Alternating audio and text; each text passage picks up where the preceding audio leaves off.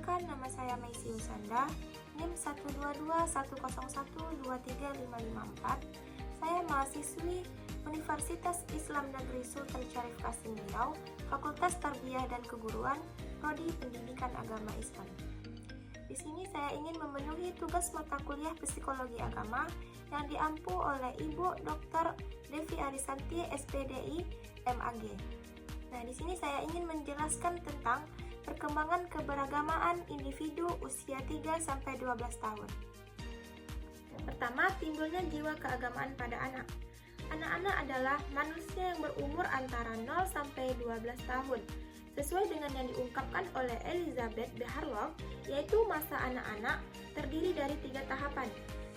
Tahapan pertama yaitu berumur 0-2 tahun yang disebut dengan masa vital. Tahapan kedua berumur 2-6 tahun yaitu masa kanak-kanak. Tahapan ketiga berumur 6-12 tahun, masa sekolah.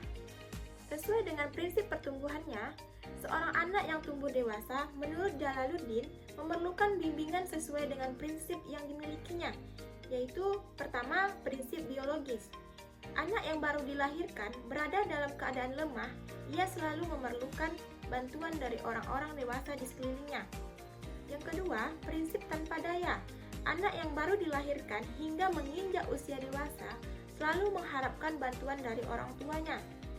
Ia sama sekali tak berdaya untuk mengurus dirinya.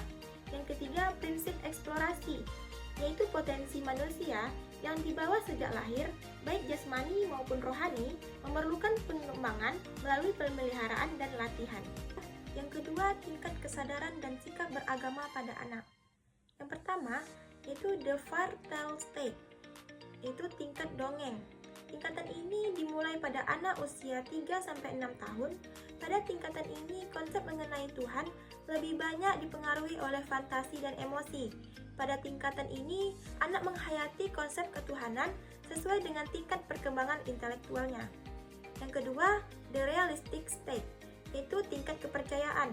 Pada tingkatan ini, pemikiran anak tentang Tuhan sebagai pencipta, hubungan dengan Tuhan yang pada awalnya terbatas pada emosi, berubah pada hubungan dengan menggunakan pikiran atau logika. Pada tahapan ini, terdapat suatu hal yang perlu digarisbawahi, bahwa anak pada usia 7 tahun dipandang sebagai permulaan. Yang ketiga, the individual state, yaitu tingkat individu. Pada tingkatan ini, anak telah memiliki kepekaan emosi yang tinggi sejalan dengan perkembangan usia mereka. Kemudian ada pendidikan keagamaan untuk anak. Pertama, tanggung jawab mendidik anak ada pada orang tua. Yang kedua, memberi teladan dengan mengajak. Yang ketiga, mendongeng. Keempat, seni dialog dan komunikasi. Kelima, membiasakan doa dan beribadah. Dan ada karakteristik keagamaan pada anak. Pertama, unreflektif.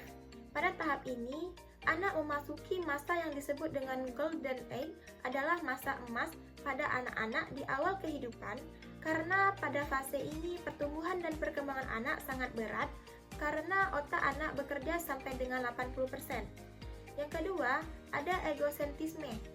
Itu memiliki makna bahwa pada diri anak sesuai dengan perkembangan kejiwaannya, lebih mementingkan kemauannya sendiri dalam segala hal, tidak peduli dengan urusan orang lain. Yang ketiga, ada anthropomorphis.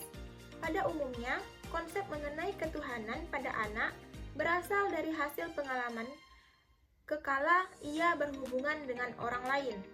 Yang keempat, ada eksperimentasi spontanitas. Anak mulai mendengar nama Tuhan disebut orang tua, atau orang lain dalam keluarga. Yang kelima, ada imitatif.